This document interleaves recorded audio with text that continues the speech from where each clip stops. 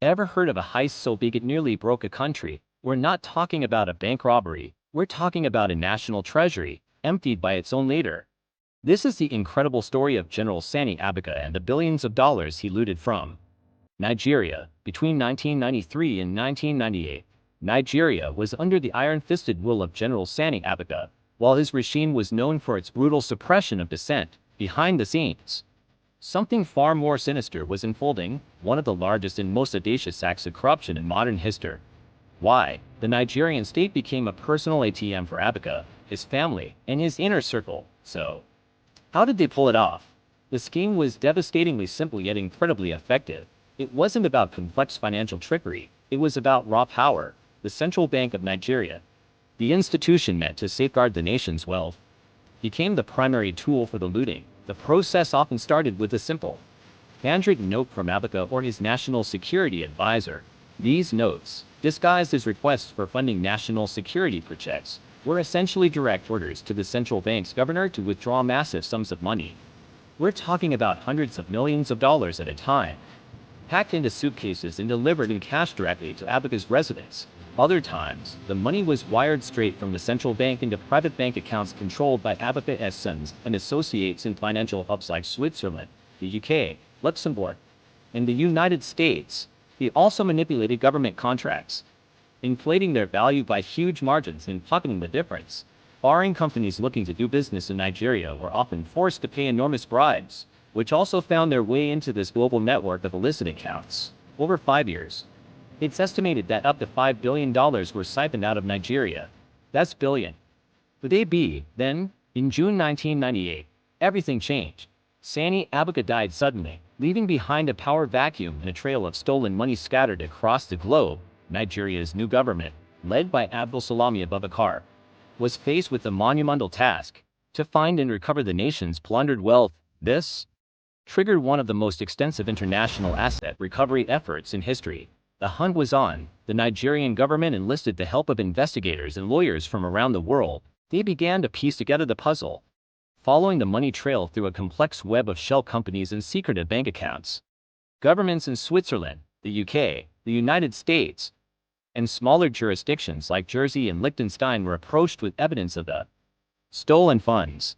The first major breakthrough came in Switzerland, a country long known for its banking secrecy. After years of legal battles, Swiss authorities agreed to freeze accounts linked to the Abacha family. This was a landmark moment. It signaled that the era of hiding illicit wealth with impunity was coming to an end. Other countries followed suit. Banks that had once welcomed the vast deposits were now under pressure to cooperate. Investigators sifted through thousands of financial reports, linking transactions back to the initial theft from the Central Bank of Nigeria. It was a slow, painstaking process, fought with legal challenges from the Abacha family at every turn. But the international coalition was determined. After years of relentless legal and diplomatic efforts, the money started to flow back, but returning the funds was just as complicated as finding them. The first major repatriation came from Switzerland, which has since returned over $1 billion in total. The United States, the UK, Jersey, and others have also returned hundreds of millions. In total, more than $3.5 billion of the Abacha loot has been identified and recovered to date, a truly unprecedented amount. However, the return of the money sparked a new controversy in Nigeria. How should this recovered wealth be used? There were widespread fears that the money would simply be re-looted or absorbed into the national budget without any real impact on the lives of ordinary Nigerians. To address these concerns, agreements were made between Nigeria and the repatriating countries. These agreements often included oversight from third parties like the World Bank to ensure the funds were used for specific development projects. For example, recent repatriations have been tied to funding for major infrastructure projects, like the second Niger Bridge and the Lagos-Ibadan Expressway. Other recovered funds have been allocated to social investment programs, providing cash transfers to some of Nigeria's poorest households. Despite these measures, debates continue. Some critics argue the process lacks full transparency, while others question whether the chosen projects truly benefit the most vulnerable. The saga of repatriating the Abacha loot has become a case study in the challenges of ensuring that recovered assets are used for the good of the people from whom they were stolen. So, what is the lasting legacy of the Abacha loot?